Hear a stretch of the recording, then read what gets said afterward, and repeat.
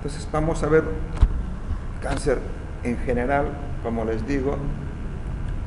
Miren, la magnitud global del cáncer, vamos a ver primero en el año 2000, cuando la población era 6 billones. Habían 10 millones de casos de cáncer nuevos, miren, en el año 2000. 6 millones de muertes, más de la mitad mueren. 53% es en países en desarrollo, o sea, en nosotros. 5% de recursos solamente se usan para el control del cáncer. Y eso en otros países es nada, por no decir en nuestro ejemplo, recién Ollantaytamala se puso un poquito las pilas en el inicio e hizo el plan Esperanza para el control de algunos cánceres. He tenido la oportunidad de participar para hacer una guía de cáncer de mama y cáncer de cuello uterino, pero terminamos las reuniones semanales, teníamos en Lima, en el ministerio, nunca más salió la guía, no sé por qué, o si lo han sacado, tampoco se me ha comunicado, porque esa guía tenía que distribuirse a nivel nacional de los acuerdos que habíamos llegado. Para el año 2020, miren, cuando la población sea de 8 billones, o sea, 2 millones más, 15.3 millones de casos nuevos, 15.3 millones, 10 millones de muertes por cáncer, y el 60% es en países en desarrollo. O sea, aquí cambia la figura. O sea, en los países más desarrollados, la mayor incidencia y la mayor causa de muertes es en ellos. Miren, la mortalidad, no tienen puntero láser por si acaso alguien. Si ustedes ven la mortalidad por cáncer en el año 2000, ¿ustedes qué van a notar? Que casi el 25%, mayor al 25% está principalmente, miren, en el norte de Europa. Ahí está Francia, ahí está Alemania, Holanda, Bélgica, Luxemburgo. En menos vamos a tener en Estados Unidos, en Australia.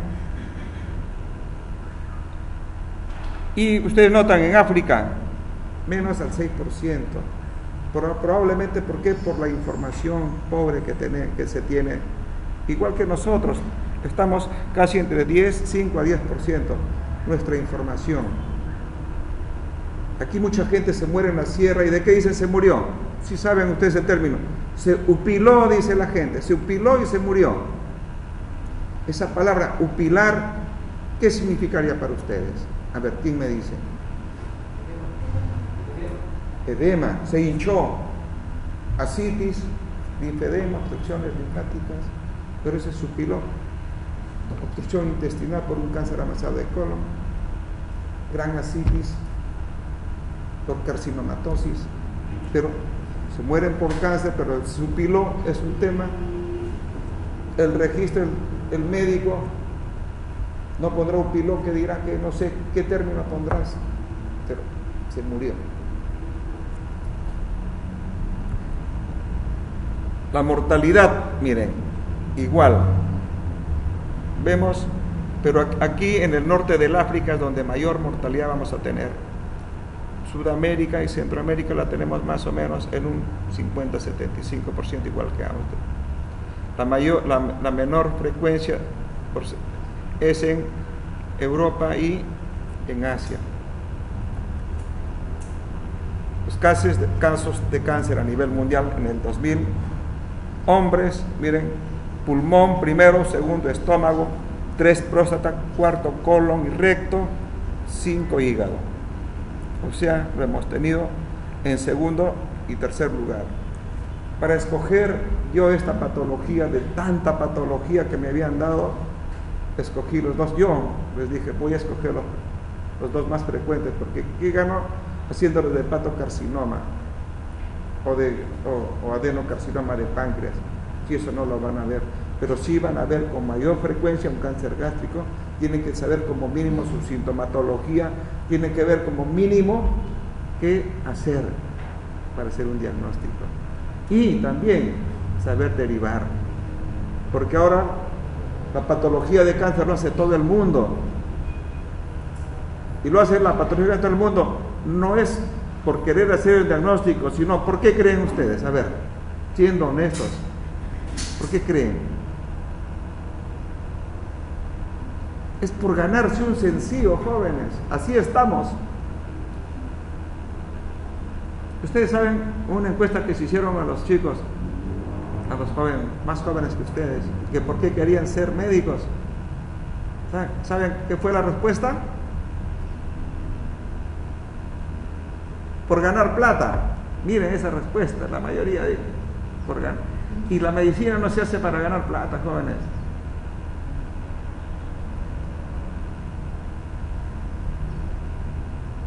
Es una respuesta burda. La medicina se hace para... Hay que tener vocación para ser médico.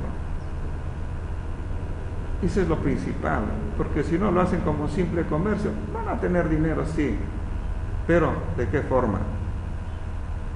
¿Les gustaría a ustedes que un metalista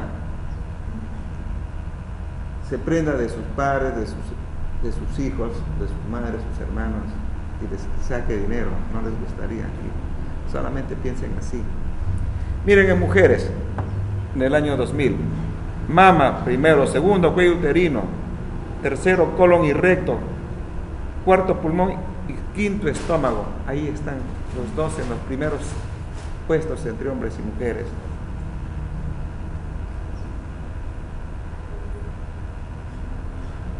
Casos de cáncer en países en desarrollo, en nosotros.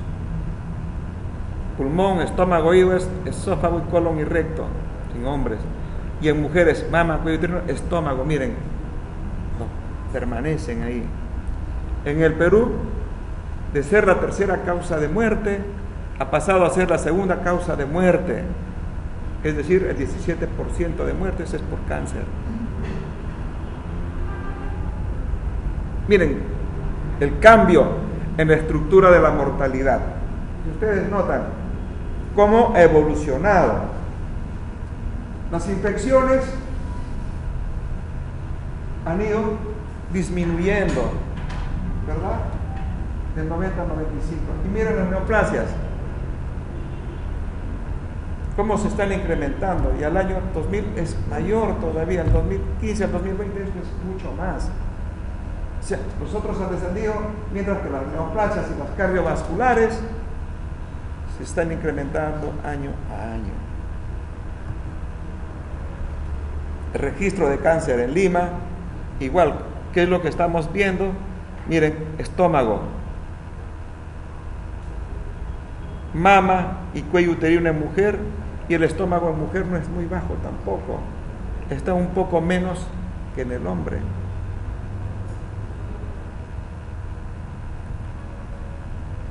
Las tendencias en el registro de cáncer de Lima, en el sexo masculino, ustedes notan estómago con ligera tendencia a disminuir, ligera tendencia, pero ahora la tendencia, este es al año 93, la tendencia nuevamente está en aumento, mucho más por la costumbre que tenemos ahora de comer nuestras ricas parrilladas, en verdad que son muy ricas, muy sabrosas, pero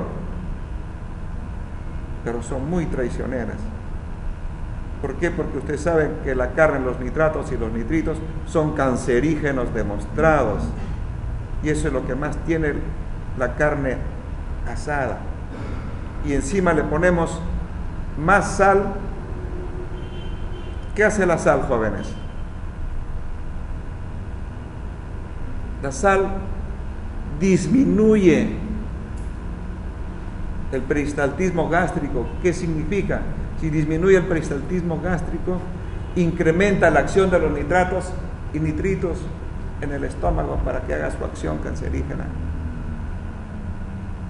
Miren, solamente con esta cosa.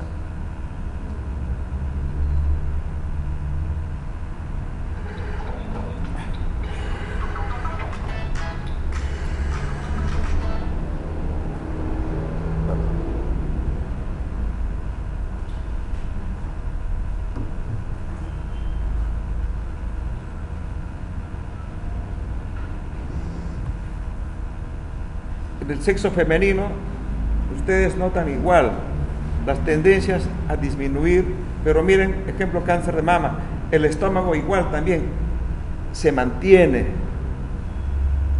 pero todo esto al año 2000 al 2020, esto se está incrementando. Ustedes vieron la gran cantidad de cáncer que tenemos en la institución de estómago y colon principalmente. Después vamos a ver las características clínicas, porque fatalmente acá las personas, cuando esté el cáncer muy avanzado, recién acuden al médico.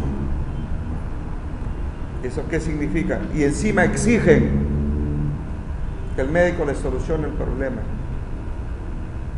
Uno plantea la cirugía, ¿y qué dicen primerito? ¿No? Carniceros, lo único que saben es cortar. Peor todavía dicen, son unos burros. ¿Por qué? Porque se encuentran por ahí con algunos charlatanes que les ofrecen el oro y el moro de la medicina homeopática. Dos, con dietas, con hierbitas. Con hierbitas no se cura, jóvenes, el cáncer. El cáncer, la primera opción de tratamiento es quirúrgico. De todos los tipos de cáncer, la primera opción es quirúrgica. Imagínense, ustedes tienen un cáncer in situ, un cáncer gástrico precoz, o una cirugía amplia, es curativa. Ahora se está haciendo mucosectomías. ¿Por qué? Porque es un cáncer en la mucosa. Pero como llegan, es imposible ofrecer esto. Miren las neoplasias con sus tendencias acá en el IREN. Nosotros nos formamos el año 2008 y como hemos ido detectando y las tendencias siempre a tener más pacientes. Acá el cáncer en mujeres, en Trujillo la incidencia, cuello uterino, pero ahora acá vemos que está lejos el cuello uterino de mamas, notan ustedes. Igual la mortalidad, están casi iguales, pero el cáncer de la incidencia, mama y cuello están casi iguales, no están con esa diferencia que ustedes ven acá. Ejemplo, la mama 29 a 30 y cuello uterino 53 a 54. La mortalidad están casi juntos, la incidencia están casi juntos. También es, ejemplo, el anteaño pasado, en 2-3 meses nosotros pasó el cáncer de mama, cuello uterino. Pero nuevamente cáncer de mama, cuello uterino, acá en Trujillo. Nos hemos dado el lujo de ser la tercera ciudad en Sudamérica en presentación de cáncer de cuello uterino. Trujillo, las ciudades con más cáncer. Será porque un médico, conocen ustedes al doctor Albujar, se interesó mucho en hacer un diagnóstico y él encontró esa relación.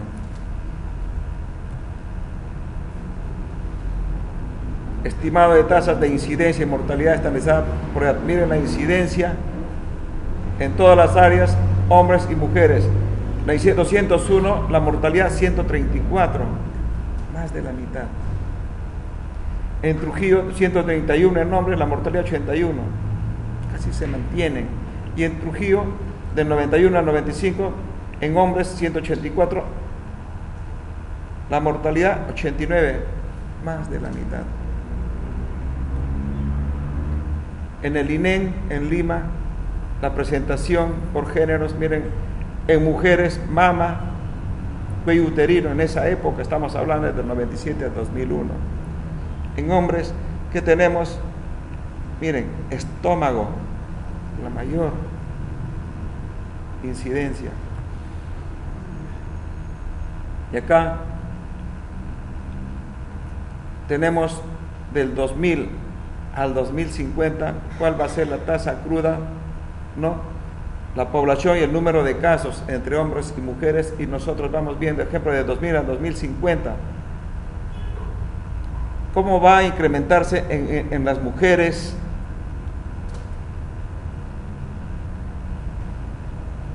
cómo va a incrementarse en las mujeres.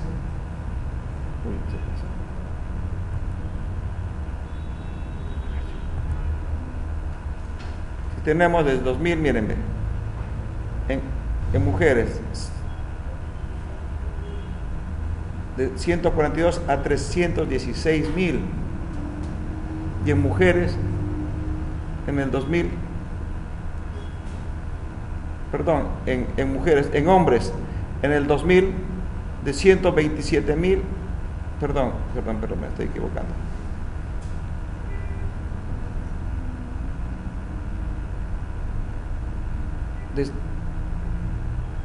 En mujeres de 18,000, ¿a cuánto va a ascender?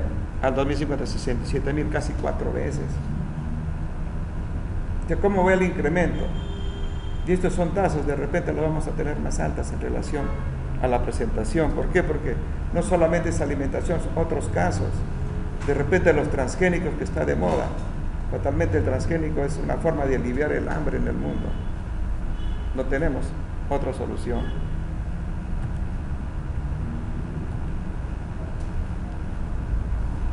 La histología. La histología es muy importante. ¿Por qué? Porque ahí está la clave. ¿Cuál es el tipo histológico más frecuente? Cáncer. El adenocarcinoma. Está más o menos el 95% de presentación es el adenocarcinoma. El 3% es el linfoma y el 2% son los sarcomas. Solamente ustedes con saber el tipo histológico ya tienen el diagnóstico, ¿no? Entonces, la importancia, ¿dónde se inicia? En la mucosa. Conforme va avanzando, pasa a la submucosa. Si tenemos mucosa y submucosa, se llama un cáncer gástrico precoz. Pasado esto, y es un cáncer gástrico invasor. Si llega hasta la muscularis, hasta el músculo, se llama un cáncer gástrico intermedio. Hasta ahí nosotros podemos darnos el lujo de repente de curabilidad. Pero cuando se hace invasor, cuando pasa la cirrosis, ejemplo, ya uno, por más cirugía que hagamos, ya el pronóstico no es tan bueno como cuando tenemos un pronóstico de un cáncer gástrico precoz.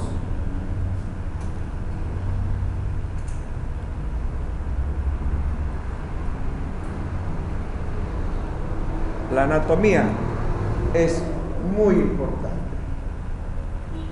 ¿Por qué? Porque con la anatomía nosotros vamos a tener,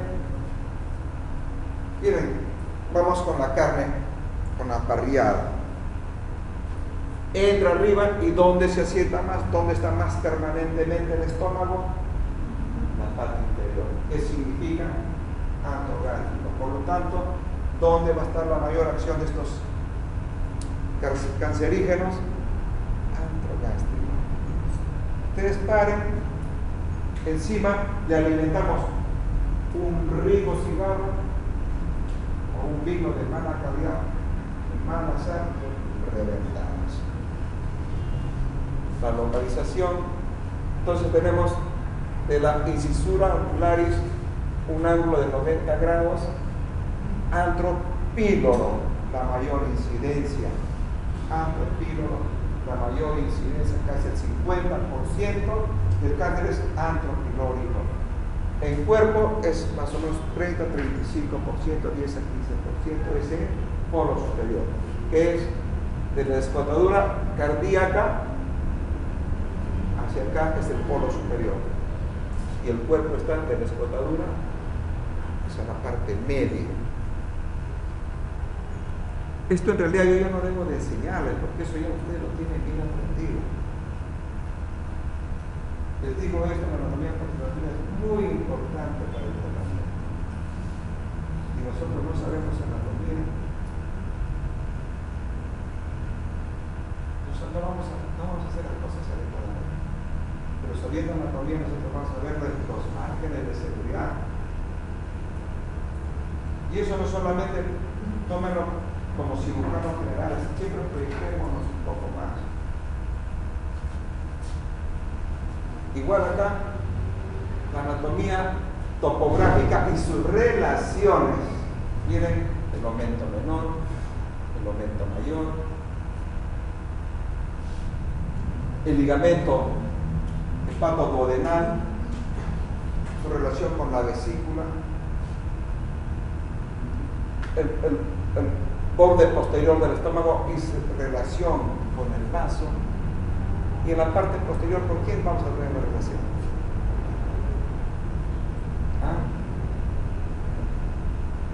¿A quién está tapando el estómago? Que no se ve. ¿Por qué tienen miedo los jóvenes? Hablen. Con el páncreas. Y en la parte inferior, con colon. Imagínense, si pasa la serosa, ¿qué estructuras va a estar comprometiendo? Si nos dicen endoscopista, el tumor está en la parte posterior, inmediatamente nuestros sesos van a decir páncreas, colon.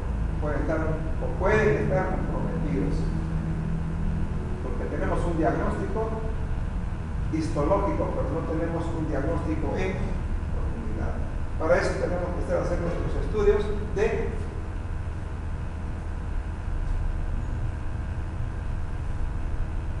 ¿qué estudios seríamos para eso? Doctora, ¿por qué tiene miedo de estadificación, de estadiar, hasta dónde avanzó? Entonces tenemos que hacer otros estudios radiológicos principalmente, ¿no? Porque tenemos que identificar el endoscopio no es tal cosa, pero para ver extensión de enfermedad, otros estudios, ¿verdad? Pero ya sabemos más o menos localizado qué estructuras.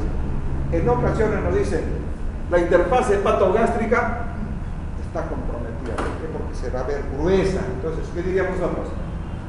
Probablemente ese hígado puede estar cortado. Y eso nos dice, o no dice, ¿a dónde voy a extender mi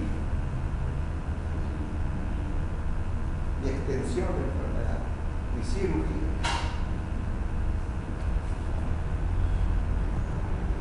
Miren, las relaciones vasculares, miren la importancia de saber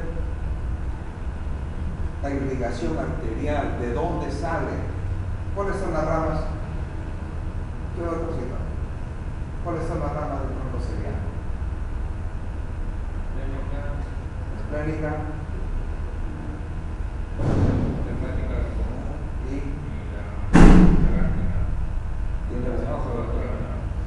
Esas tres son principalmente.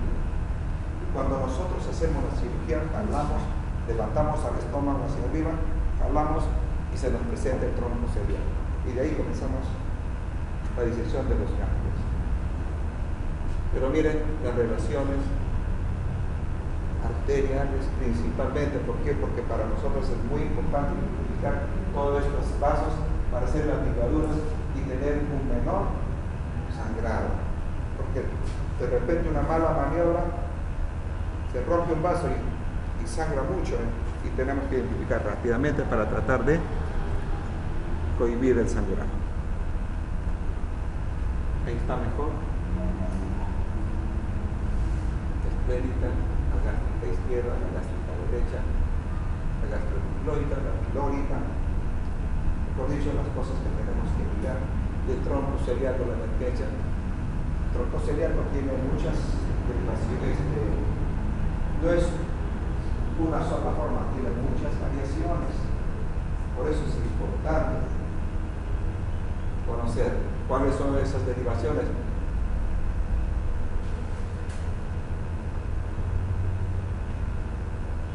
Los ganglios. Los ganglios también son muy importantes. ¿Por qué? Porque eso nos dice hacia dónde debemos extender la cirugía. Los ganglios perigástricos, los ganglios de los vasos, y hay los ganglios más lejos todavía, ¿no? Que son principalmente de la arteria y de la mesentérica superior y de la arteria aorta. Pero ya eso es hacer una disección de cadáver muy extensa en pacientes. Ya esas técnicas ya se han dejado de lado. Ese es el drenaje linfático. Seguimos. los grupos ganglionares. ¿Qué es N para ustedes? N es nódulo. Entonces, ustedes ven, los grupos ganglionares, los N1 son los gástricos, los perigástricos, a lo largo de la gran y pequeña curvatura. O sea, porque están íntimamente cercanos al estómago.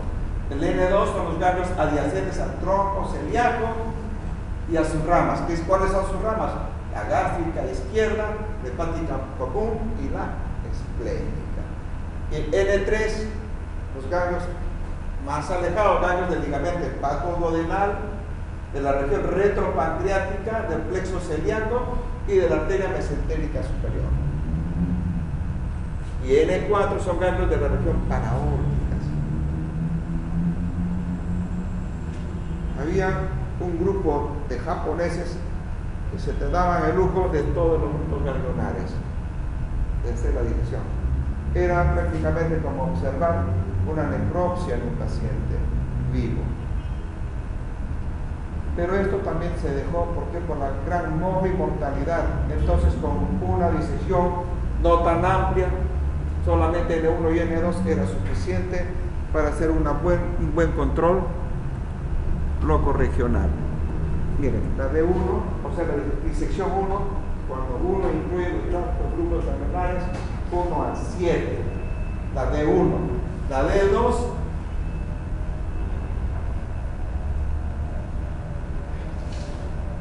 cuando agarra de grupo 8 y 12, la D2. La D3 es cuando agarra de grupo 13 al 6, ¿no? Pero en la disección 3, ¿por qué no agarra todo? Les vuelvo a repetir, la disección amplia de los paraórticos ya no se hace. ¿Por qué? Por incremento en la mortalidad. O sea, eso se deja solamente con hacer una D1, D2, eso es suficiente. Hasta el D2 es lo que se estila actualmente, ya como protocolo.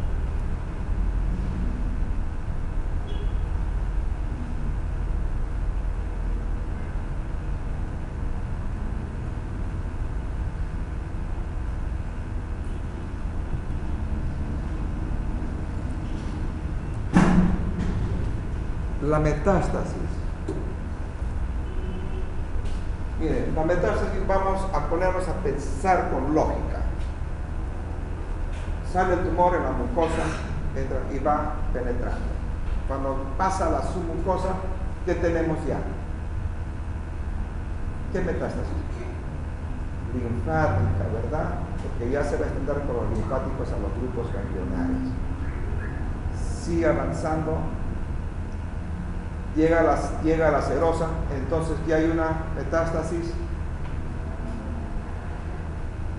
locorregional, o sea, va a comprometer las estructuras que están cerca al tumor, de acuerdo a la localización. Llámese colon, llámese vías lineales, llámese hígado, llámese páncreas. Miren, esas son las estructuras que están cercanas. Es decir,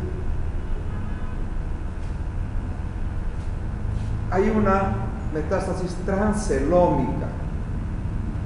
Algunas células, cuando ha llegado a la serosa, se desprenden del tumor y por el movimiento que hay en cavidad intestinal del líquido acítico normal, comienzan a circular células cancerosas. ¿Y a dónde van? Usted, doctorcito, que lo veo despierto. Ay, ¿no ha dormido, doctor? ¿Por qué no se dan a la vaina a la cara? Mejor, por favor. ¿A dónde asientan esas células que se desprenden del tumor? A ver. ¿Por qué son ustedes, no son activos? Parece que estuvieran o están con mucho sueño. No sé, ¿tienen miedo? Está bien que sea Federico, pero no tanto como para asustarlos otra vez. Hablen, por favor. Aquí hemos venido a aprender. Porque si no, ¿para qué vienen, no? Entonces, ¿dónde sentaría? Esa reuresis van a irse al fondo, así como en el cáncer gástrico, por la acción antropilo lo va a hacer igual, hacia el fondo. Ahí se van a sentar al fondo. Ejemplo, en las mujeres, ¿dónde sentaría? En útero, en ovarios. ¿Y cómo se llama el tumor de ovario comprometido? No solamente por cáncer gástrico, sino por cualquier tipo de tumores intraabdominales. ¿Cómo se llama ese tipo de tumor? ¿Cómo? Tumor de Krukenberg. Digan fuerte. Krukenberg. Y como es en el hombre, no solamente va a ser al ovario, sino ¿a dónde se va a ir? Al Douglas. ¿Cómo se llama cuando está comprometido a ese nivel en el Douglas?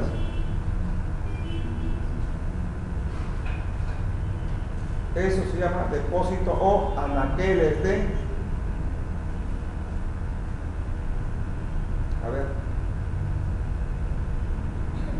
Bloomer.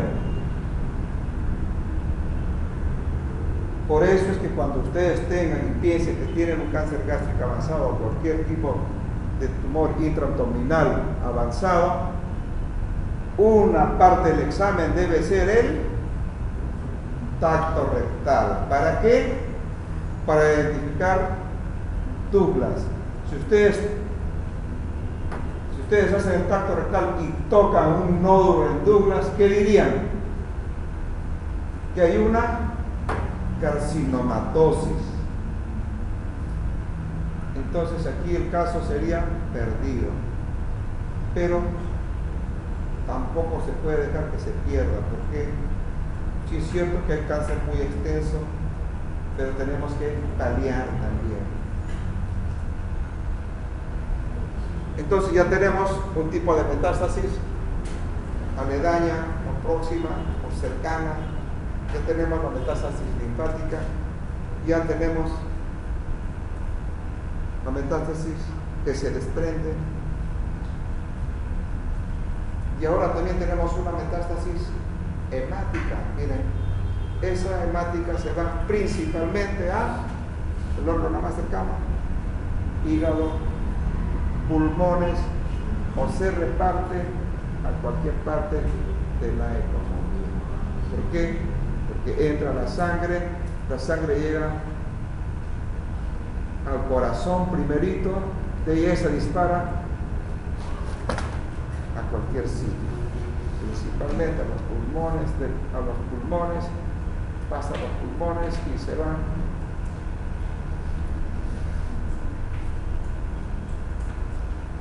a estos nódulos principalmente.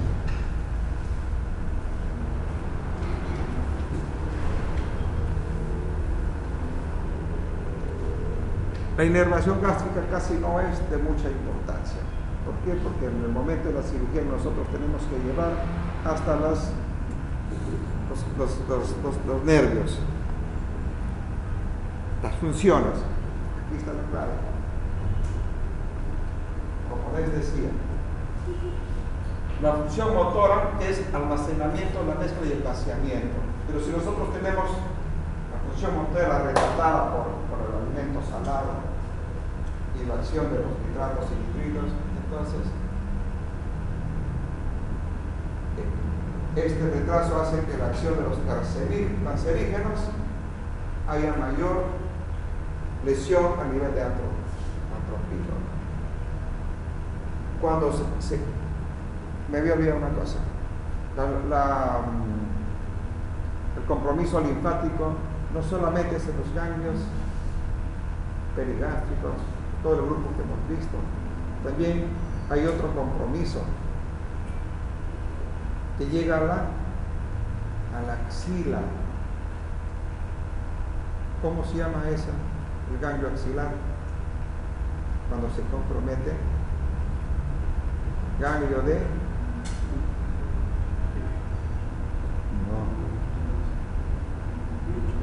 No. Ganglio de iris. Iris. Y cuando está supraclavicular izquierdo, ese es el famoso Virchow.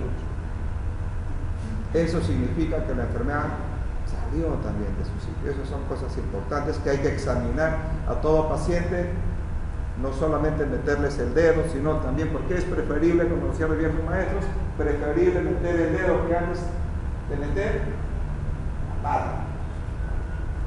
Entonces, examina la axila izquierda y supraclavicular izquierdo. Si hacemos el diagnóstico, y muchas veces he hecho esto, ¿no? Llega paciente con molestias digestivas, ganglio, biopsia, ya no necesito meter otras cosas, ya con una biopsia ahí ya puedo tener el diagnóstico.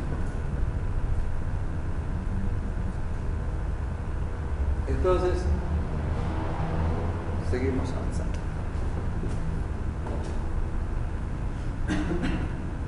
¿Cuáles son los factores de riesgo? Principalmente, es más susceptible los mayores de 50 años. ¿Por qué? Porque están años bajo la acción de los agentes cancerígenos. Y el hombre, ¿por qué? Porque el hombre es muy promiscuo en su alimentación. Come donde le dan de comer.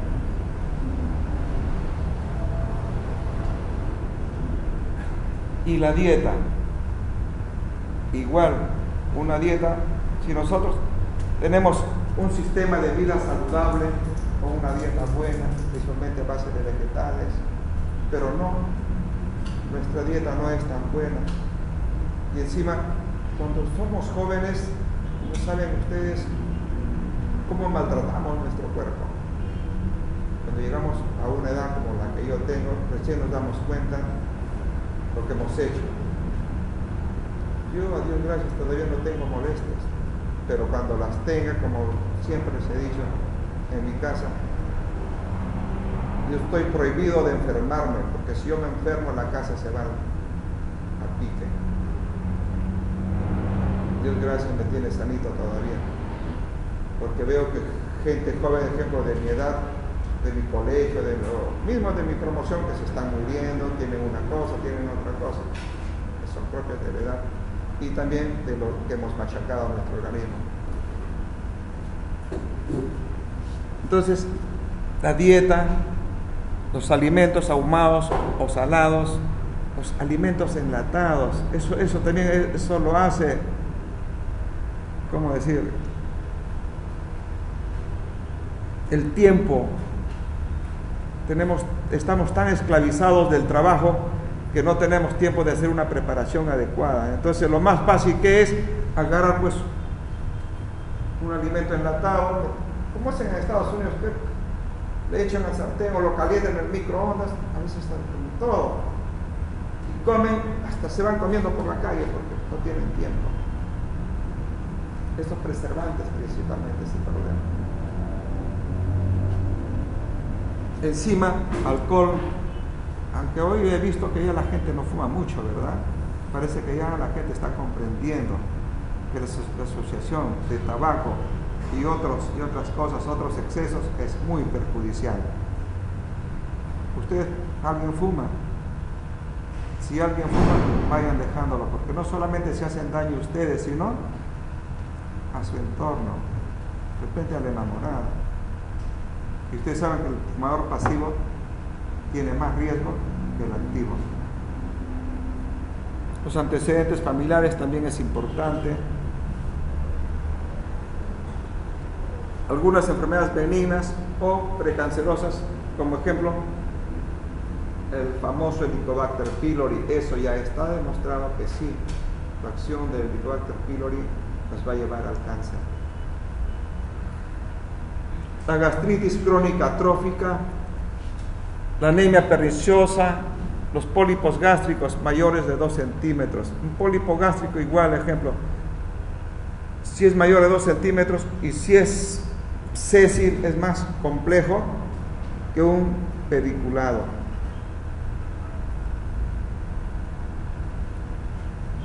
Esa es la combinación perfecta, factores ambientales. Esto, no consumir. Esto sí debe consumirse, pero es lo que menos consumimos por nuestro tiempo. Otro factor de riesgo es la cirugía gástrica previa, es decir, si hemos tenido un cáncer gástrico y hemos sido sometidos a la cirugía, ese riñón tiene riesgo de que haya nuevamente vuelve el cáncer. Por eso es que hacemos la cirugía.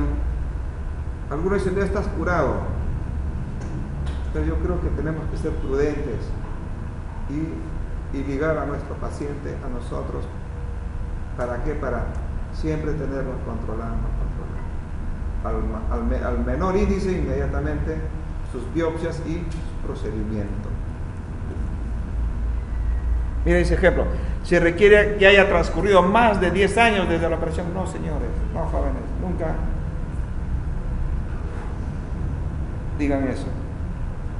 Siempre sus controles, 10, 15, 20. Yo he tenido pacientes, ejemplo, un melanoma, operado 30 años.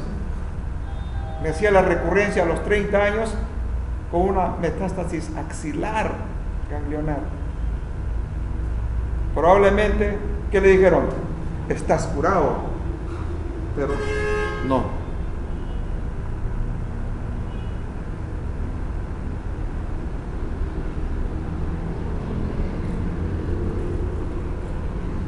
Las variedades, ya tenemos el intestinal y el difuso. El difuso es más común en mujeres, el hombre más es la intestinal.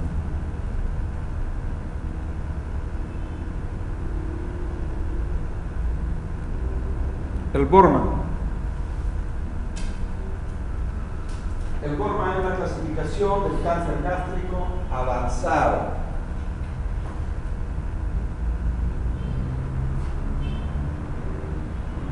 El Borman 1, cuando tenemos un cáncer polipoideo, en forma de hongo, o si quieres como un pólipo, pues, bien lo dice, polipoideo, grosero, ¿no? El Borman 2 son lesiones ulceradas como un cráter, como un nicho, como una úlcera. Por eso es ulcerado, de bordes elevados. El 3, el Borman 3, miren, es una úlcera, pero que infiltra la pared. La diferencia de dos son el 3. El Borman 2 es una lesión ulcerada, pero el Borman 3 es una lesión ulcerada, pero infiltrante. ¿Cómo lo notamos? Cuando hay más rigidez alrededor de ese cráter.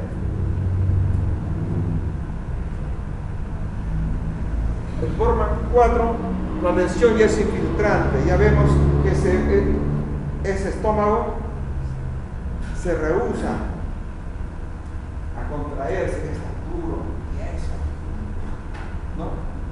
Y el Borman 5 ya es las lesiones no clasificables, combinado de todo. Miren, ¿ustedes notan cómo es el párrafo? Sobrelevado, no tiene cráter, por eso es polipoideo. El Borman 2 ya ustedes notan una oquedad, una concavidad, ya un nicho, una úlcera. El Borman 3, miren, no solamente es como la U, bien constituido, sino ya notan ustedes, está abriendo, está infiltrando, se llama eso. Y el Borman 4, la limitación plástica, pues está metido.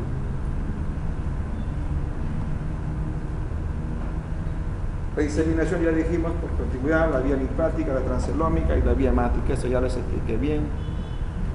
La sintomatología, ¿qué es hiporexia? ¿Qué es hiporexia, jóvenes? Disminución del apetito. Pero es disminución del hambre. ¿Qué es el apetito? ¿Cuál es la diferencia entre apetito y hambre?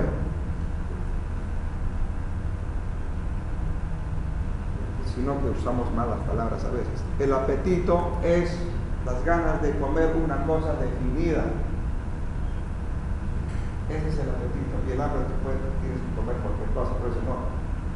Tengo apetito de un churrasco jugoso. Ese es el apetito. Pero el hambre se encuentra su bizcocho y cuatro barras. Tienes hambre y te vas a atacar tu hambre. Ese es el hambre. ¿No? Entonces, disminución, la hiporexia. ¿Qué es disfagia?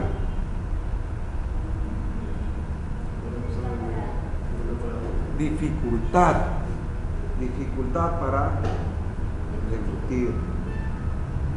Y la odinofagia, dolor. Todos esos términos ya está de más que les diga, ¿no? La sensación de plenitud. ¿Por qué la sensación de plenitud? Porque tenemos un tumor que está haciendo una suboclusión o una oclusión. Comemos un poquito, ese estómago está lleno. Comemos un poco, ya se llenaron con un poco de alimento. Porque ya ocupa más, a veces espacio en volumen del tumor que los alimentos. Entonces, sensación de plenitud gástrica, náuseas. Dice, tenemos la comida acá. Y cuando llega el vómito, ¿ya qué significa? Y vómito postprandial. Comen y vomitan.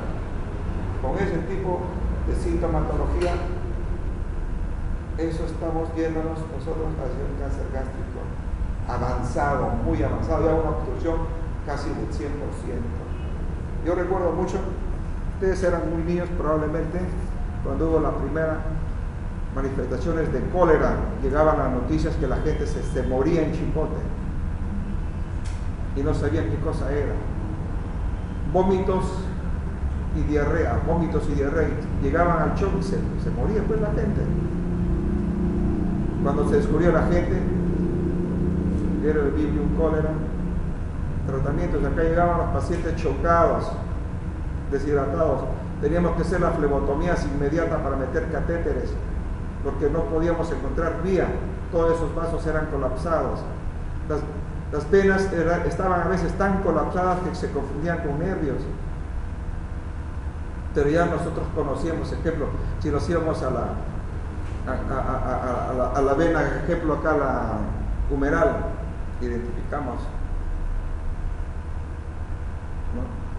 Y teníamos que poner todavía líquido a presión con jeringas para dilatar las venas, y una vez que se dilataban recién a chorro, pero con flebotomías.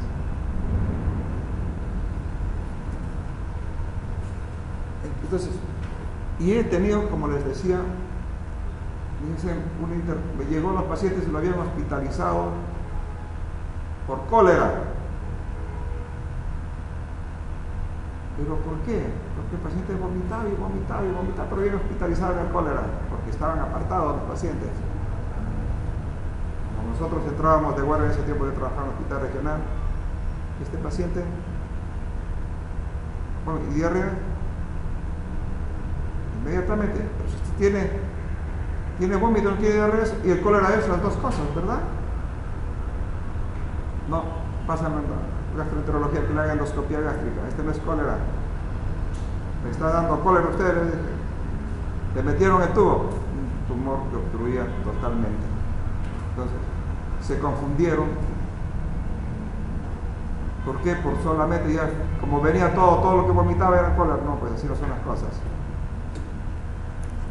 Entonces, náusea y vómitos porque tenemos un cáncer gástrico muy avanzado ya.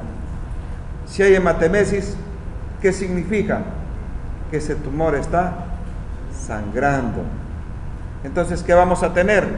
Un paciente anémico, un paciente decaído, lánguido, sin ganas de hacer nada. Y el dolor abdominal es importante.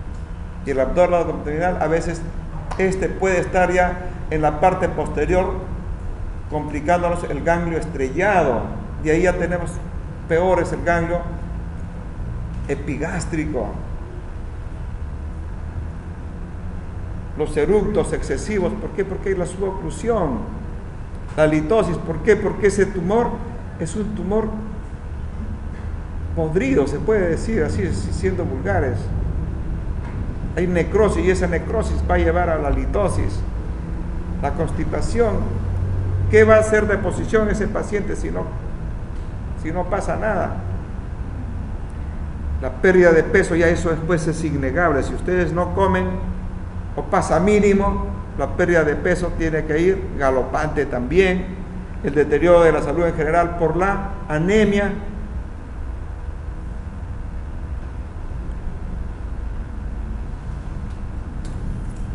Llega un paciente con todas estas características, blanco, pálido,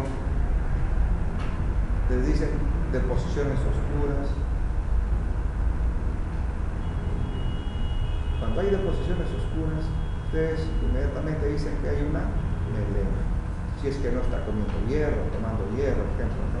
O algunos alimentos que pueden llevarnos a deposiciones oscuras.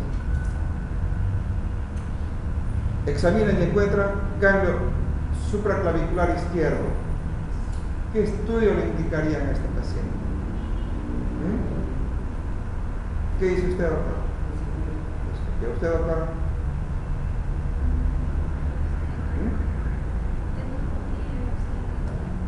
Fuerte, doctor, yo soy sordo. Endoscopía.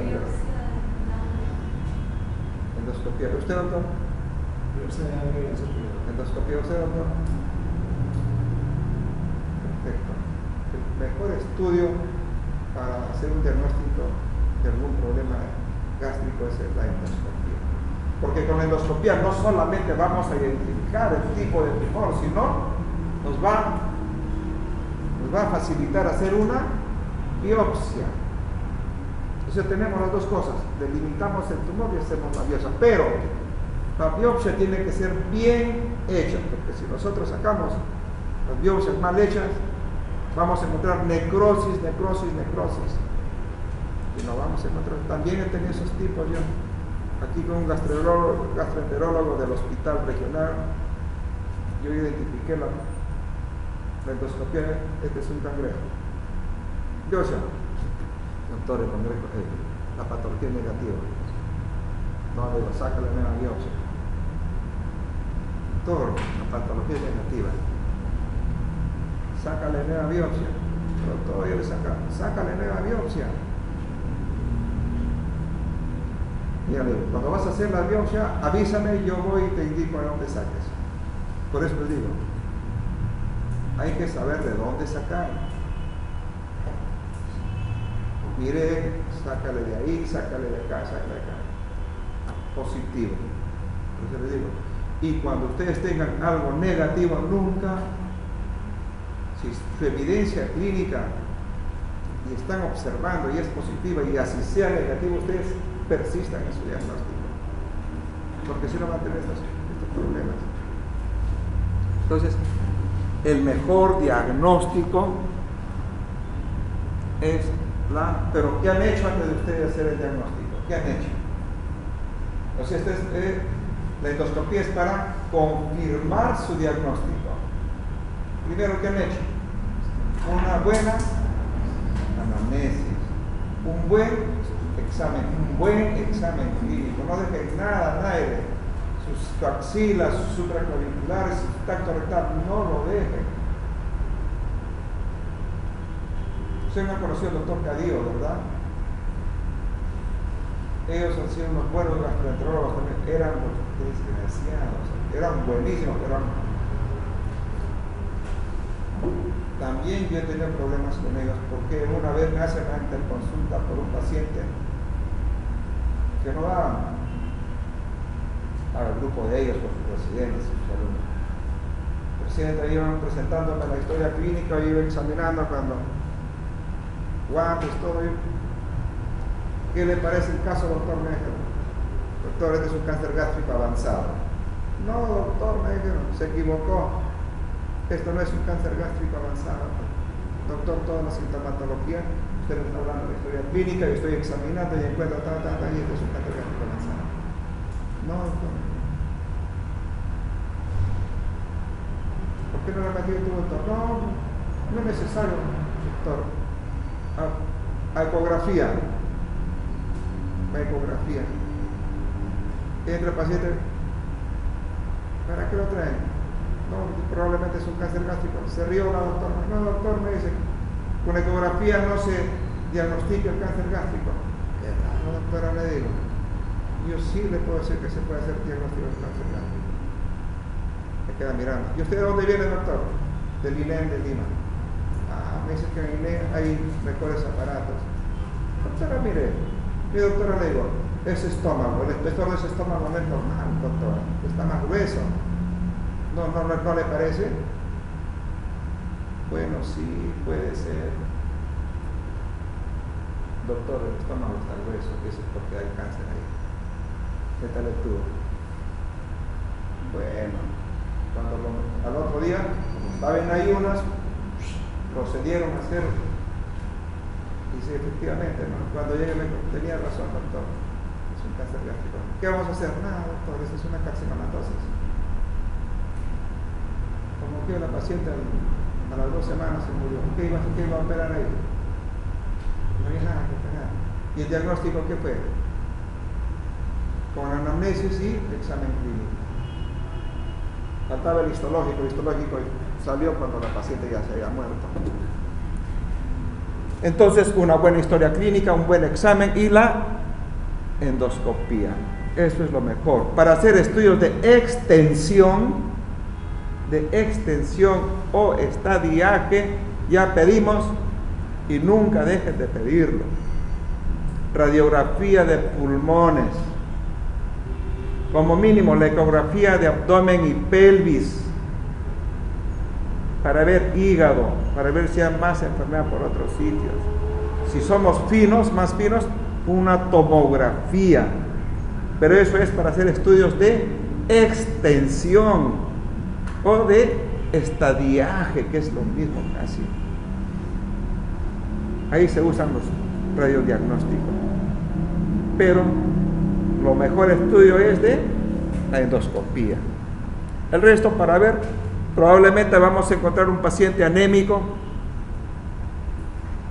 Evaluamos si el paciente está o no está en condiciones de entrar a la sala de operaciones. A veces no nos da más opciones que entrar y rezar a Dios porque no tenemos más opción también.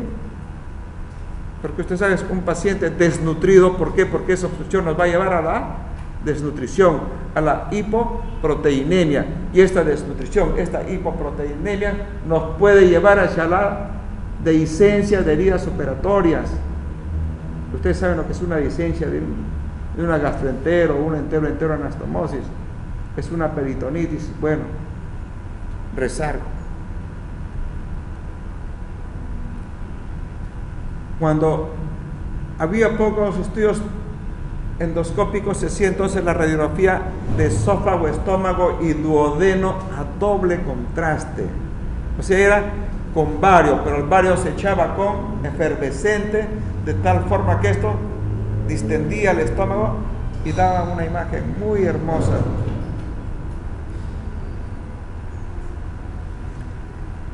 Ya, aquí ustedes ven un paciente que está siendo sometido a una endoscopía.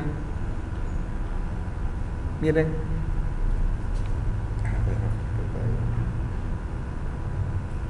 acá el nicho de la úlcera. ¿Cuál forma? Acá también el nicho ulceroso.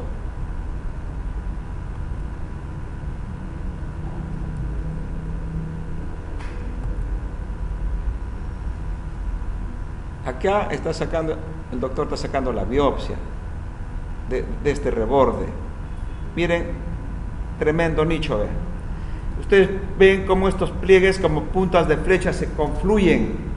O sea, el nicho retrae a la mucosa y estos pliegues como confluyen.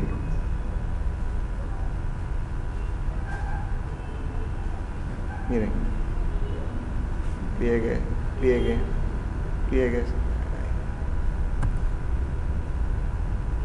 Acá igual, acá tenemos tremendo, acá el nicho. Miren,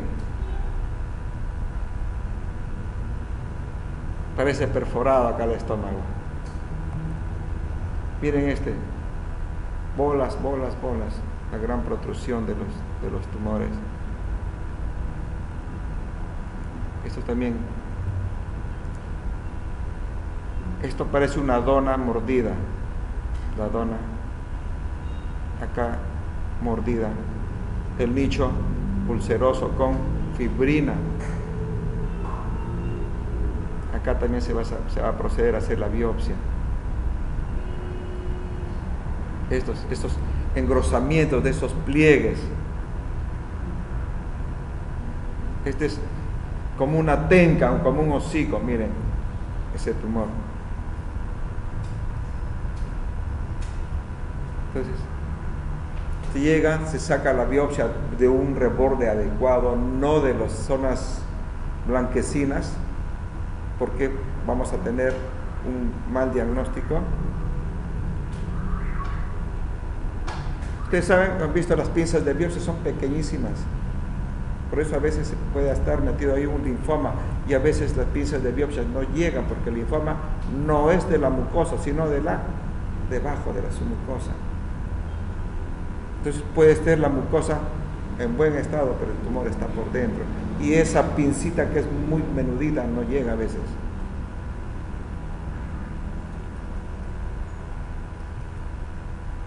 Entonces, el resto de pruebas, ya les he dicho, la tomografía, para ver, nos delimita muchísimo mejor, para ver si hay ganglios comprometidos, si hay engrosamientos en otros sitios, de repente si hay un Krukenberg, de repente hay un ovario y un depósito de Bloomer, o más enfermedades por alguna parte intraabdominal.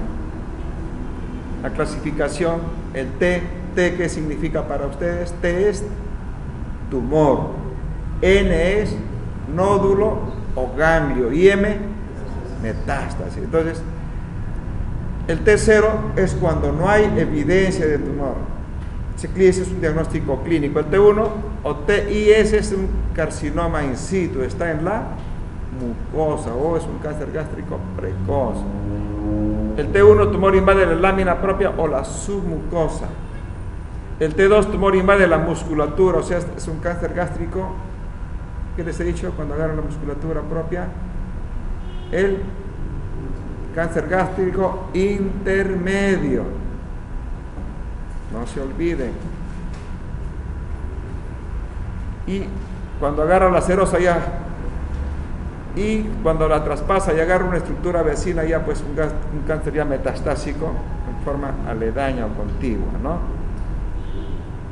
El N, 0 cuando no hay metástasis ganglionares, N1 cuando hay metástasis hasta 3 centímetros del borde del tumor, es el N1. El N2 cuando está mayor de 3 centímetros o está en el trayecto de las arterias, principalmente las grandes. En el M0, que significa que no hay metástasis a distancia, y M1 cuando ya la tenemos.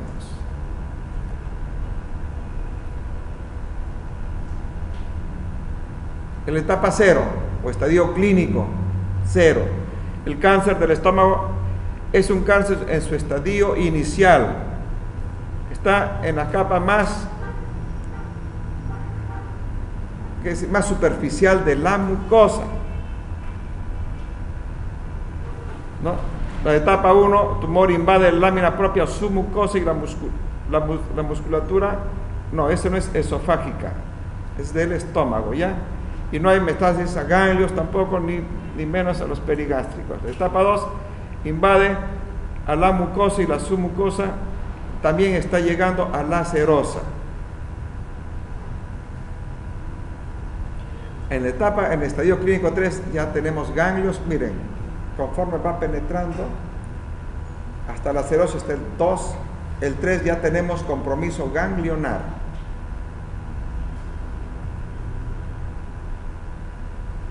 En la etapa 4 ya hizo metástasis, tanto a las estructuras vecinas como hacia otro lugar. O sea, ya tiene metástasis a distancia, también pulmones o hígado. El recurrente es un cáncer que ha sido sometido, por decir, a la cirugía, quimio, y ha vuelto a recurrir. La recurrencia es pasado los 6 meses. Cuando está dentro de los 6 meses se llama persistencia. ¿Ok? El tratamiento.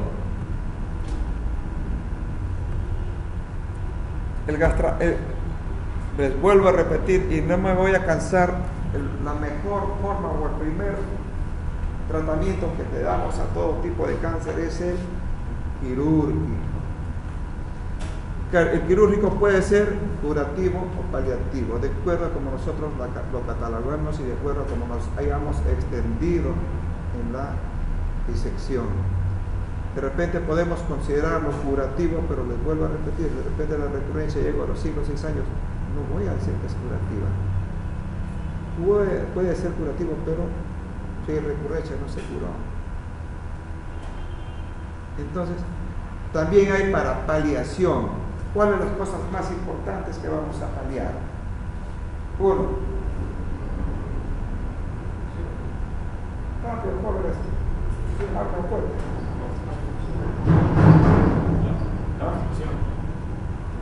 Obstrucción. Perfecto. 1, la obstrucción. 2.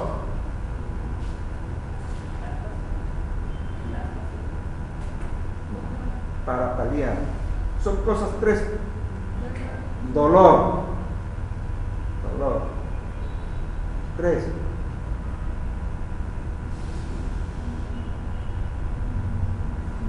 ¿Cuál es el tercero que tenemos que paliar? Dolor, me dijeron, la obstrucción, y el otro,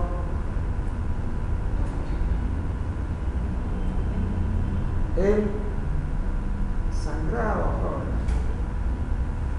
Como un paciente anémico. Esas 3 cosas tenemos que paliar. No lo vamos a curar, pero sí vamos a paliar. Le vamos a decir, usted se va a morir porque de repente tiene metástasis, tiene virus positivo. Antes cuando tenía virus positivo, no hay nada que hacer. No, doctores, eso era antes. Ahora tratamos de hacer de repente una gastroenteroanastomosis, se puede hacer, pero estamos paliando ahí solamente su obstrucción con una gastroentero. Pero podemos hacer nosotros una gastrectomía subtotal, sí, paliativa. De repente está con metástasis pulmonar, pero la tenemos que hacer. ¿Por qué? Porque vamos a solucionar esos 3 problemas. No lo vamos a curar, se va a morir de repente por la metástasis pulmonar o hepática, pero le podemos dar los alimentos todavía. Se puede morir comiendo, sin sangrado y sin dolor. Se puede hacer la cirugía preventiva, pero primero tenemos que ver si este paciente podemos ser sometido a la cirugía curativa, entre comillas. Entonces tenemos el tipo de cirugía, la Billroth 1 y la Billroth 2. Las dos son gastrectomías subtotales, como ustedes ven. Aquí la anastomosis es término terminal, mientras que acá tenemos una anastomosis término del estómago lateral. Aquí el duodeno cerramos, aquí el duodeno lo pegamos al estómago.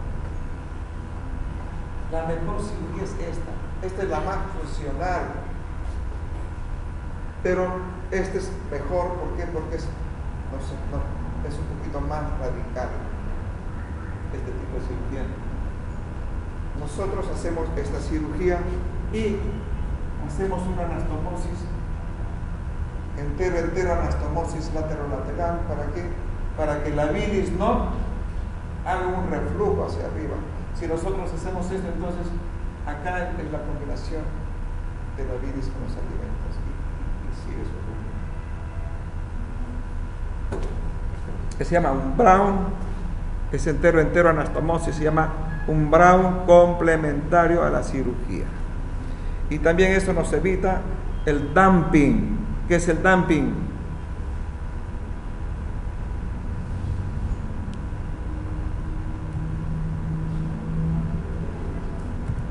Eso, el dumping.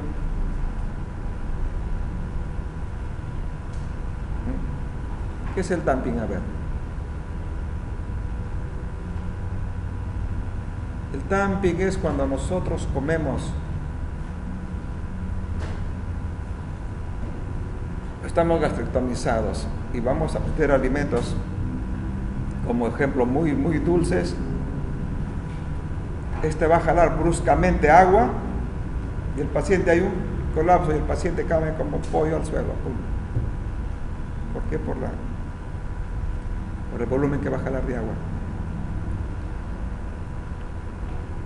Este tipo de cirugía es cuando la lesión lo tenemos a nivel de antro píloro.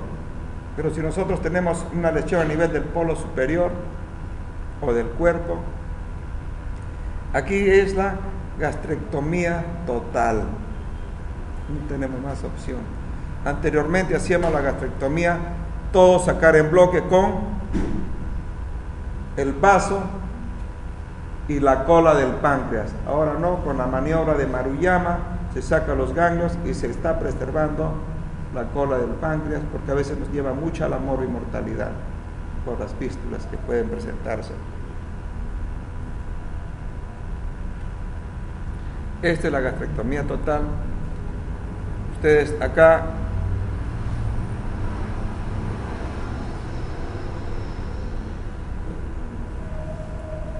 el Brown complementario, acá el duodeno, el muñón del duodeno, se hace el asa intestinal. Esta es una asa completa, la anastomosis, término lateral y su Brown complementario. Acá, esta es la que más se hace, la Y de Rook se llama porque es como una Y, ustedes notan. Ustedes notan aquí el duodeno suturado, se saca el segmento y se eleva hacia arriba y la parte posterior de este segmento se anastomosa acá. Podemos hacer término terminal o término lateral, como acá vemos. Y acá se hace unas plicas pegados hacia el diafragma para evitar que esto cuelgue y vaya a desprender. ¿Por qué? Porque el esófago no tiene serosa y entonces es muy lábil y uno tiene que proteger esa labilidad con unos puntos de enganche o plica les llamamos, para evitar que cuelgue.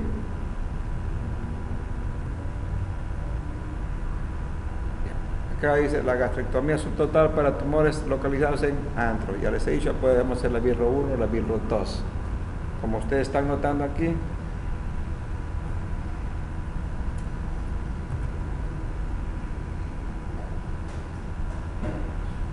toda esta lesión, acá se hace y este es para la gastrectomía total, ¿verdad? Del esquema que habíamos tenido. Miren, ustedes notan, acá este es un estómago que hicimos en el hospital regional. Miren, esa pared, ¿ven? Este es el nicho, la úlcera. Miren,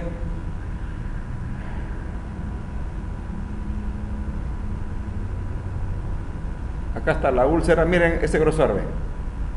Caray, ¿qué pasa con esto?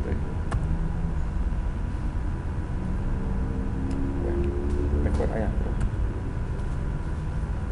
Miren, acá está la úlcera. ¿Cómo no se va a ver esto? Este grosor, ecográficamente a la normalidad del espesor gástrico hasta medio centímetro, y acá pues no va a haber medio centímetro. Entonces, si nosotros vemos esto en la ecografía, automáticamente estamos sospechando que estamos ante un cáncer.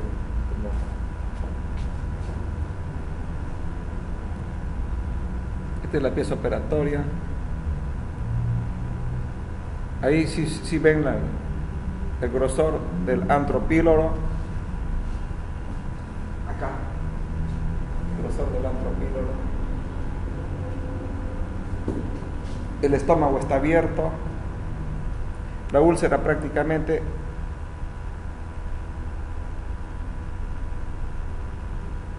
acá está la úlcera y ha estado como un anillo y hemos abierto la parte central. Ustedes notan esta parte briosa del tumor,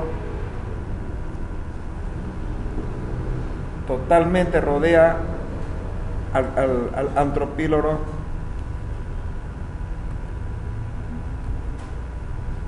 Miren cómo lo ha rodeado todo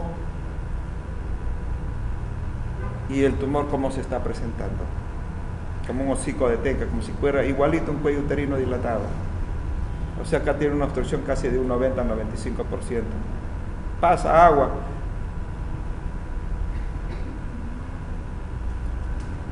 La resección gástrica proximal, poco se está usando esto, ¿no? La gástrica distal son las que más se usan. Antes, por ejemplo, aquí había una mortalidad postoperatoria de 19%, pero cuando uno tiene un poco de experiencia, esa mortalidad se reduce a mínimo, a un 5 o 3%.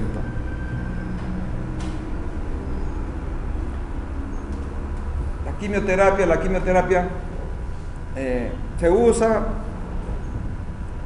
pero la verdad depende también de las experiencias de cada cirujano. Yo honestamente no le tengo mucha confianza a la quimioterapia. Se le da porque, bueno, hay ganglios comprometidos y de repente para tratar de esterilizar una metástasis a distancia, la quimio, pero no es muy efectiva tampoco. Radioterapia cuando hay tumores muy grandes en el mismo estómago, cuando hay tumores muy grandes. Ejemplo, hay páncreas, hay problemas de páncreas, quimio dice para reducir. Cuando dice ya para reducir tumores es bastante complicada la situación y eso no va a reducir. Recientemente tenía que un pacientito, un chico que estudia medicina acá, no sé, 19 años el chico, creo el primer año de medicina, el chiquito. Él ha vivido en España, pero se vino acá y comenzó a estudiar. Y cuando llega acá, obstrucción, endoscopía, casi todo el estómago comprometido, 19 años el chiquito. Biopsia, adenocarcinoma. Entonces, ahí tenía más o menos tenía un 70% antropíloro la cosa. Entonces, yo les planteé pues una gastrectomía total, que era la mejor opción. Pero hay que revisar las láminas. Se revisan las láminas, dijeron. Al final los pacientes dijeron, no, lo llevamos a Lima. En Lima, un buen amigo lo vio en neoplásicas, dijo quimio para reducir tumor o cirugía. Podemos entrar a la gastrectomía total, porque de repente con quimio perdemos tiempo. Lo han llevado a España y alguien en España pues han vuelto a revisar las láminas, adenocarcinoma. Dijeron, pero hay que hacerle nueva biopsia. Le hacen nueva biopsia y ¿saben qué ha sido, jóvenes? Linfoma non-Hodgkin. Y el pronóstico pues totalmente distinto, ¿no? Porque el linfoma va a responder a la quimioterapia. Pero adenocarcinoma, para ver. Y el otro sí va a responder. Ese chico así el mes pasado que tenía el paciente, este jovencito. Ahora su tío, que también es docente en la universidad, es médico también, él me para diciendo pues cómo está yendo el chico. Hasta la fecha está yendo muy bien, ojalá pues que este chiquito se recupere.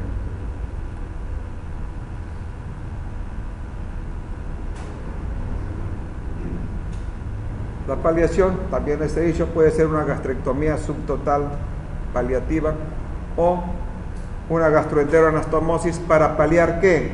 La obstrucción, pero eso lo va a paliar por cierto tiempo porque el tumor va a llegar y va a tapar nuevamente, aparte que la desnutrición es la que va a acabar acá en realidad.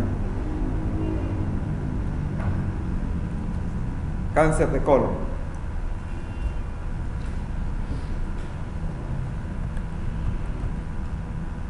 La anatomía primero. Nosotros tenemos el colon, un colon ascendente, un colon transverso, un colon descendente, un sigmoides, un recto y un ano. Todo eso es colon. Aparte tenemos el ángulo hepatocólico y el espleno cólico. Ahí donde van a estar los ligamentos, donde se va a suspender. Por supuesto que también tenemos sitios donde el colon va a estar fijado, como acá. El colon va a ser retroperitoneo, principalmente en el ascendente y en el descendente. Sigmoides, transverso, ciego, son sin meso, o sea, no están fijos a la pared posterior del abdomen. sus relaciones, principalmente el ángulo hepatocólico con el hígado y el esplenocólico con el vaso. Por supuesto que el transverso, mucha relación principalmente con los ureteros, porque al momento de hacer la resección hay que cuidarlos, de no ligarlos como vasos.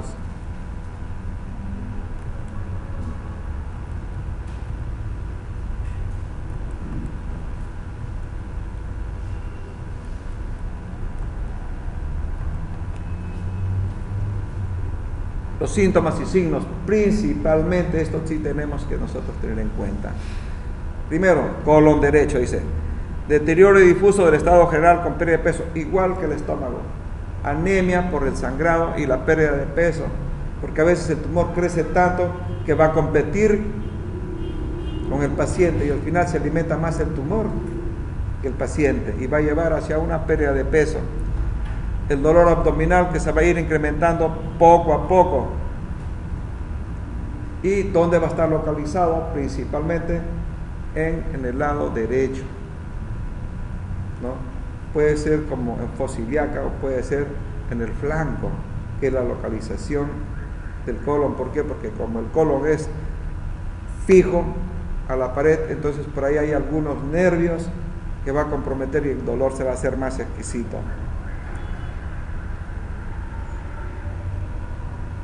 Siempre vamos a palpar masa. Si la masa es parcialmente móvil, nosotros vamos a decir que puede ser, si es en mujer, podemos confundirnos con un ovario.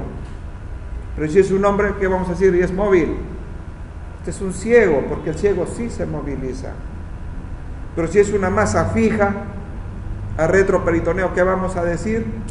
Que es un colon ascendente. Miren, jóvenes, solamente con esos datos ya nosotros podemos tener casi un diagnóstico. Aparte de eso, vamos a tener hematoquesia, ¿no? Que es diferente a la melena. La melena es negra, acá no vamos a tener negra la deposición, sino una hematoquesia, es decir, como si estuvieran comiendo ustedes betarraga, sí, es la hematoquesia. Diarreas, el colon transverso, igual, de acuerdo a la obstrucción, vamos a tener un problema obstructivo. El estreñimiento, los borborismos, la distensión, ¿no? Y si localizamos el tumor, va a ser principalmente en mesogastrio y también va a ser bastante móvil el tumor. Nos podemos confundir con un tumor de intestino delgado, sí, pero esto va a ser más grosero. Y los borborismos es más importante también que el del intestino delgado. Si vamos a auscultar borborismos, pero en el otro, si es un problema obstructivo del intestino delgado, vamos a tener entonces ruidos metálicos con la distensión, que eso es típico del intestino delgado. La pérdida de peso, la anemia, eso lo vamos a tener. Del colon sigmoides, aquí el sangrado va a ser más rutilante, el dolor va a ser más exquisito, si es más en el recto va a ser peor todavía, y la obstrucción, la distensión. A veces vamos a encontrar tal obstrucción que nos va a confundir con un, ¿cómo se llama cuando hay una distensión grande del colon? Fuerte, jóvenes, Dios mío, estoy con mudos, creo. ¿Cómo se llama?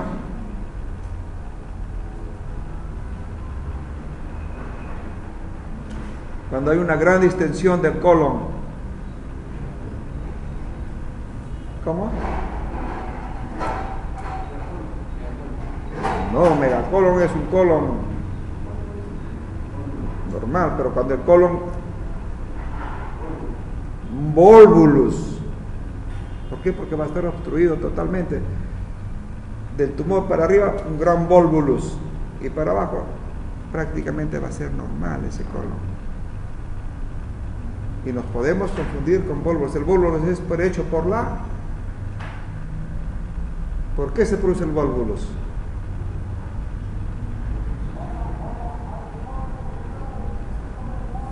La doctora es muda, hace así nada más. Por la rotación del colon, va a hacerse el volvulus. Pero acá no hay rotación, sino es el tumor que va a obligar a eso.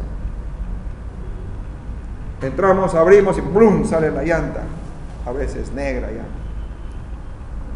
Buscamos o devolvulamos, como llamamos, pero para desvolvular primero hay que clampar, si no, matamos al paciente. Primero exploramos tumor, hacer lo que tiene que hacerse. Si el tumor sale, no vamos a hacer la anastomosis en ese colon. Sacamos el tumor y hacemos una colostomía nada más, hasta que esto se normalice y podamos hacer o complementar el tipo de cirugía.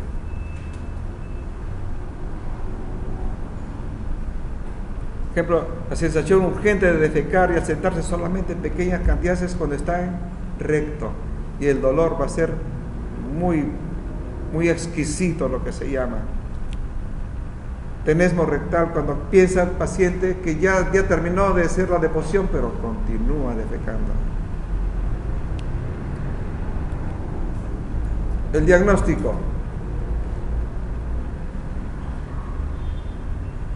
Para hacer el diagnóstico nosotros primero tenemos que tener una sintomatología que no llegue al extremo de llegar a un volvulus. Si llega a un volvulus ya no vamos a tener nosotros un diagnóstico. ¿Por qué? Porque esa gran obstrucción, nosotros para hacer un diagnóstico que es el mejor también el endoscopio, o sea la colonoscopía, tenemos que tener un colon limpio, o nosotros hacer la limpieza del colon para hacer un buen diagnóstico y hacer todo el recorrido hasta la válvula ileocecal. Hasta ahí tiene que ser la colonoscopía. Encontramos un tumor por el transverso, de repente en el descendente o en el ascendente, ya no pasa el colon, entonces ¿qué nos va a decir el colonoscopista? Una obstrucción del 70-80% que no permite el paso del endoscopio perfecto. Ya tenemos una idea cómo está. Pero sí, lo que nos va, igual que en el estómago, ¿qué nos va a llevar? Principalmente es la biopsia. Hacemos la biopsia y tenemos un diagnóstico excelente también. Y después hacer sus estudios de extensión. ¿Cuáles son los estudios de extensión? Las placas. Vuelvo a repetir, nunca olviden, en cualquier tumor, no solamente de aparato digestivo, en cualquier tumor, nunca olviden chequear sus pulmones y su hígado, que son las estructuras que con mayor frecuencia se van a comprometer. Aparte, por supuesto, que ustedes saben que por la vía hematógena se pueden ir a cualquier parte de la economía, pero estas son las estructuras que más se comprometen.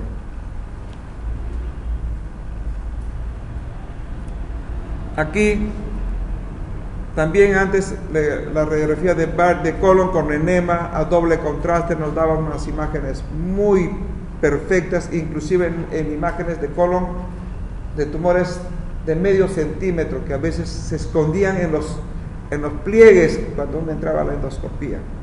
Pero con estas imágenes del colon con enema a doble contraste sí podíamos identificar. Y acá hay un marcador tumoral que se llama el CEA, el antígeno carcino embrionario. Esto no necesariamente va a estar alto cuando hay un cáncer, pero sí lo tenemos que tomar en un basal. ¿Por qué? Porque este nos va a permitir en sus controles posteriores, suponiendo pedimos un CEA y nos sale positivo, ¿qué diríamos nosotros? Ya está operado, que hay una recurrencia metastásica en algún lugar que nos está haciendo que ese CEA o ese CEA está elevado. Entonces hay que identificar si nosotros tenemos, ejemplo, metástasis solitaria en hígado, podemos sacar esa parte del hígado o sacar la mitad del hígado. Igual en pulmones, si tenemos la certeza que tenemos en un solo lóbulo, hay que hacer la enucleación de ese tumor o hay que hacer la lobectomía también, tratando de preservar más la salud o preservar su tiempo de vida.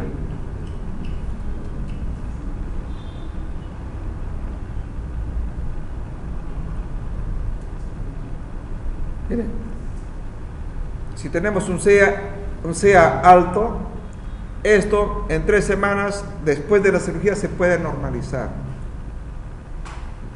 Se normaliza porque ya no hay que elemento esté elevando el antígeno carcinoembrionario. Pero si se eleva, significa que hay una recurrencia.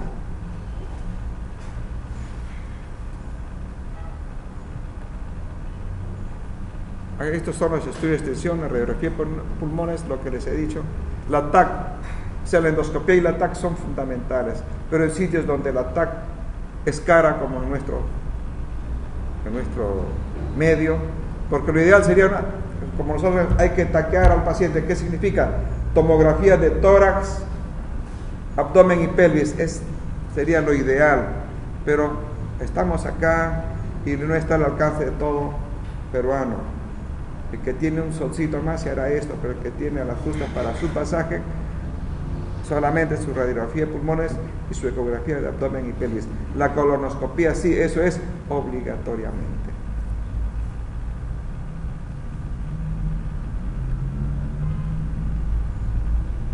La cirugía. La cirugía acá tenemos, si está en el colon derecho, una hemicolectomía derecha. Si está en el transverso, una transversectomía, y si está en el colon del izquierdo, una hemicolectomía izquierda. Si está en sigmoides bajo, podemos hacer una resección anterior. Igual si está en el recto, anteriormente nosotros hacíamos, si el tumor estaba del margen anal al tumor y estaba mayor de 10 centímetros, hacíamos la resección anterior. Ahora, con el uso de los stapler o de las suturas mecánicas, ya no es los 10 centímetros. Ahora, cuando está a 5 centímetros, podemos hacer la cirugía conservadora, todavía sea, mejor dicho, no hacemos la resección abdominoperineal. Antes, con la resección abdominoperineal, ¿qué significaba? Sacar ano, recto y sigmoides y hacer la colostomía definitiva y cerrar el ano. Ahora con la cirugía mecánica nos permite hacer cirugía conservadora. Esta es la hemicolectomía izquierda. Acá tenemos un tumor en el colon ascendente y ustedes ven la línea punteada. La línea punteada es donde debe hacerse el corte y lo que elementos vasculares comprometer para que sea una cirugía adecuada. ¿Cómo vamos a hacer la disección y la ligadura de los vasos principalmente? Las anastomosis. La anastomosis está de acuerdo a la experiencia del cirujano. Si puede hacer una anastomosis término terminal, perfecta, se hace, decir, abocar el colon con el intestino delgado, pero usted dice, ¿cómo vamos a hacer si el colon es más ancho? Se hace unas ligeras incisiones en la longitud del intestino delgado, se agranda y se puede hacer anastomosis. O hacer una anastomosis término terminal o lateral.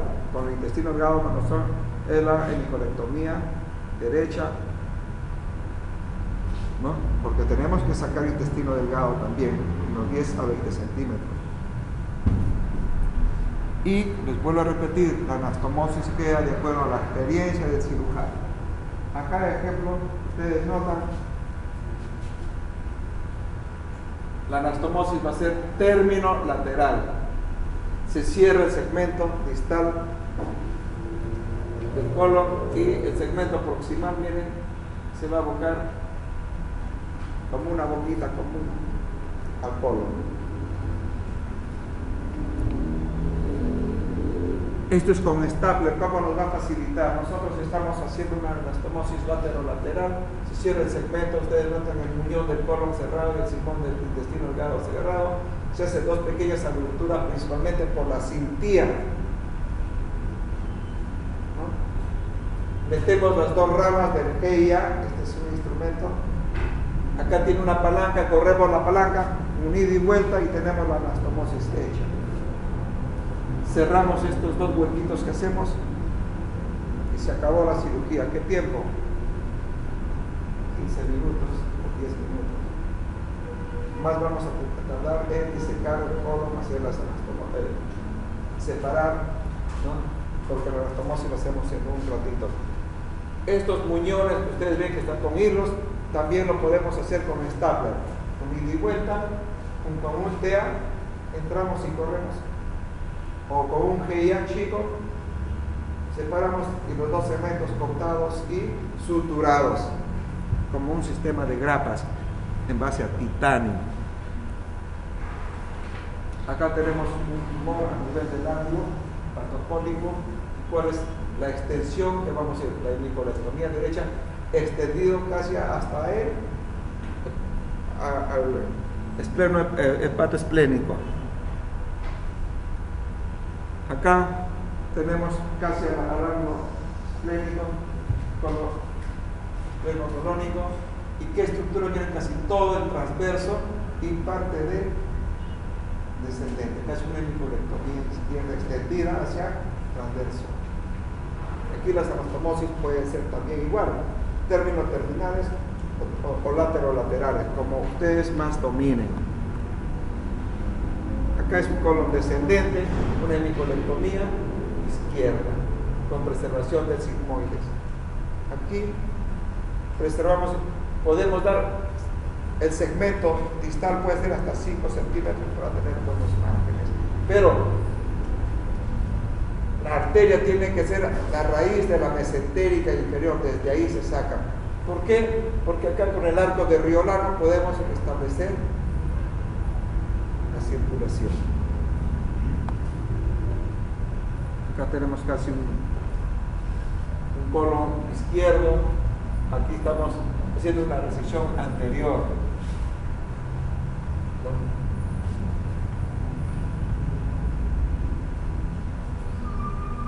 Esta es una resección anterior baja cuando todavía estamos en un sigmoides.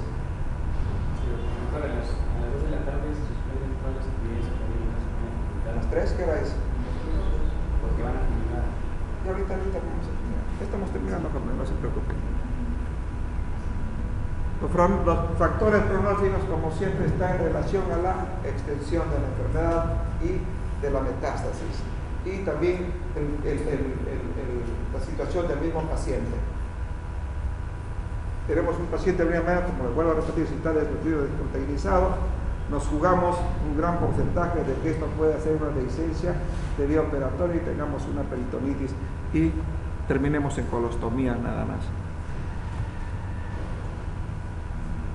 Aquí el estadiaje ha sido con el Duke. El Duke ha hecho muchas variaciones, pero también entramos al TNM, ¿no? Donde el T in situ, compromiso de mucosa, el T1 tumor que invade la submucosa, T2 tumor invade la muscular propia, T3 tumor invade la subserosa y los tejidos pericólicos.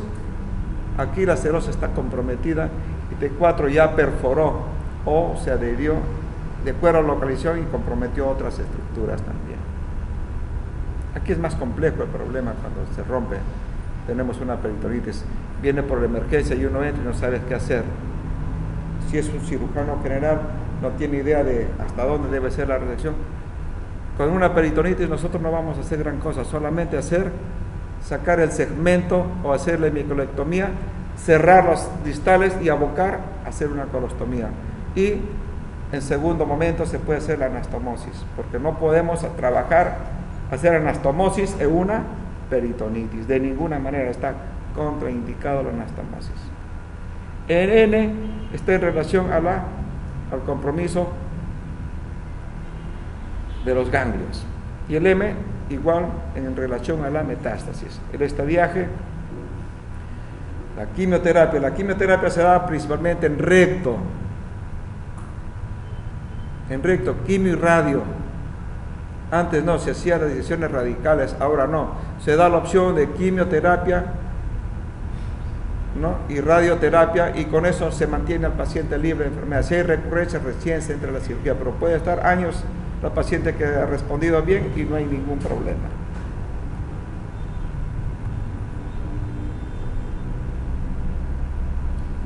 Ustedes saben, igual, antes la cirugía, toda la cirugía intraabdominal era dominada con cirugía abierta, con todo lo que les he explicado, pero ahora esa cirugía abierta se puede hacer en forma endoscópica. Y en Brasil hemos estado haciendo, ejemplo, gastrectomías subtotales endoscópicas, y si es perfectas, uno identifica mejor las arterias y las va pelando. Sacamos ganglios por ganglios, o grupo ganglionario, mejor dicho, se va almacenando. Grupo de la gástrica izquierda, grupo de la hepática común. Es muy sencillo. Y, ejemplo, dice que el mayor tiempo, como parte de las ventajas, no, ahora ya las experiencias es cada día se va reduciendo el tiempo en la cirugía. Y sí, ¿cuál era la ventaja? Aparte de lo estético, ¿no?, sino que el paciente se moviliza rápidamente y se reintegra a sus labores. Mientras que con la cirugía abierta, pues, una incisión sifopubiana, imagínense, jóvenes, para hacer una buena cirugía. Las conclusiones. El tratamiento del cáncer de colon es no solamente colon, sino de todo tipo de tumores intraabdominales, quirúrgico. La resección debe respetar las reglas oncológicas y que incluye un número suficiente de ganglios linfáticos extirpados. En los últimos años se ha logrado progresos indiscutibles con respecto a la quimio, pero solamente en recto o en tumores que no se pueden resecar y están fijos, invaden otras estructuras. Ahí se puede intentar más, ¿no?, hacerlas.